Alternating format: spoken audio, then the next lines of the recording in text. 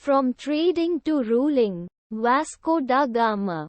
The arrival of 3 ships under Vasco da Gama, led by a Gujarati pilot named Abdul Majid, at Calicut in May 1498 profoundly affected the course of Indian history. The Hindu ruler of Calicut, the Zamorin, Samuthiri, however, had no apprehensions as to the Europeans' intentions, as the prosperity of his kingdom was due to Calicut's position as an entrepôt. He accorded a friendly reception to Vasco da Gama. The Arab traders, who had a good business on the Malabar coast, were apprehensive and were not keen on the Portuguese getting a hold there.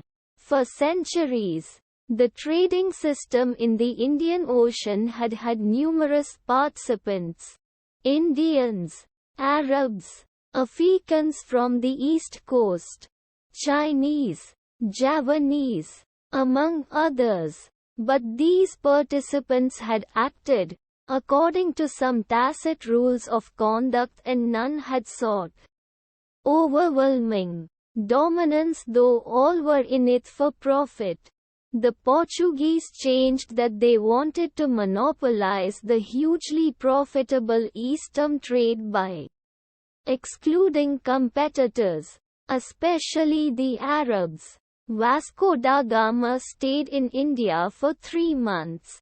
When he returned to Portugal, he carried back with him a RCH cargo and sold the merchandise in the European market at a huge profit. The importance of direct access to the pepper trade was made clear by the fact that elsewhere the Europeans, who had to buy through Muslim middlemen, would have had to spend 10 times as much for the same amount of pepper. Not surprisingly, other profit-seeking merchants of European arting wheat came one in year and aid duel. A voyage was undertaken by Pedro Alvarez Cabral to trade for spices. He negotiated and established a factory at Calicut, where he arrived in September 1500. There was an incident of conflict when the Portuguese factory at Calicut was attacked by the locals, resulting in the death of several Portuguese. In retaliation, Cabral seized a number of Arab merchant ships anchored in the harbour, and killed hundreds of their crew, besides confiscating their cargo and burning the ships. Calicut was bombarded by Cabral.